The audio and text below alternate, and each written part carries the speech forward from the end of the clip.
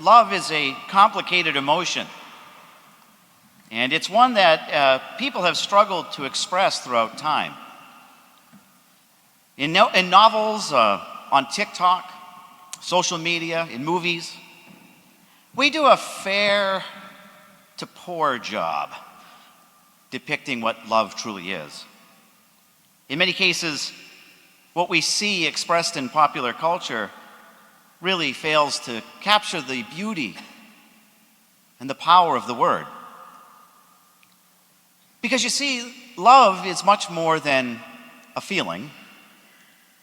Love is much more than desire. And love is much more than happily ever after. All of these masquerade in our world as love. Jesus understood love in a completely different way. True love, the way he lived his life, was much more than emotion or feeling. Love for Jesus was an eternal commandment. Now, the Jewish word for commandment is mitzvah. And one of the simple definitions of the Hebrew word mitzvah is to simply do good. Because God asks us to do good. Not only does he ask us to do good, but he expects it of us.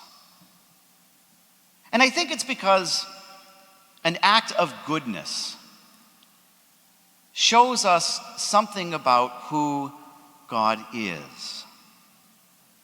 And in a very beautiful and wonderful way, points to who we are called to become. Now, our first reading from the book of Exodus, we hear the echoes of maybe even the challenges that love faces in our own world today, marked as it is by outrages and acts of war and violence. War between neighboring countries, suffering among communities that are struggling to heal and maybe even understand, if that's possible, the injustice of violence. But God counsels us to respond to such things with concrete acts of love, mitzvahs, acts of love that reach out to people who face the very real effects of injustice in their lives. The book of Exodus is filled with beautiful mitzvahs, beautiful commandments that God asks you and I to do in life. And of course, isn't that very beautiful? Because the book of Exodus was the very first time that the children of Israel and us first began to know who God was and who God is in our life and in this world. The book is filled with very beautiful and powerful mitzvahs. We hear from God himself, "You shall not wrong a widow or orphan, and if ever you wrong them, they will cry out to me, and I will surely hear their cry."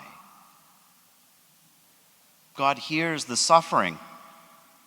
He hears those who call out to him when facing injustice or hardship, whether they be our neighbors or people from other countries. God hears their call because their call matters to him. And all of these mitzvahs that we see so beautifully recorded in the book of Exodus are rooted in who God truly, truly is. Captured in this simple sentence. I will hear, for I am compassionate. That is who God is. God is merciful and just and loving.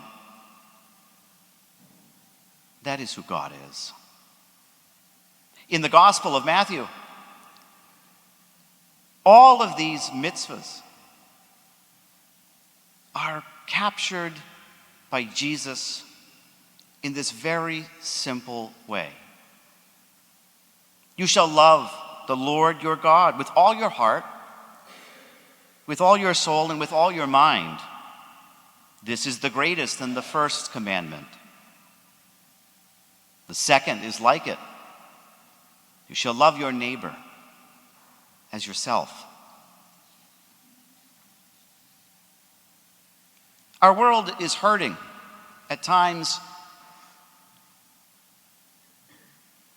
communities suffer from injustice and challenge. There is great hunger. So what are we to do as a people of the commandments, as a people of God? Well, if we use that beautiful Hebrew word, mitzvah, to do good, then I think God is reaching out to you and to me and to all people to take concrete steps in the face of injustice and violence, in need, to be the light of God in the world, just as the light shines in our Rosetta window, bringing the beautiful light of God into our worship space. You and I and all people are called to do the same, to embody mitzvah, to live our lives through the commandments. It's not always easy to do, but it is what God asks of us. And I think it's because when we follow God's mitzvah, not only do we learn more about who He is, but we also learn more about who we are called to be.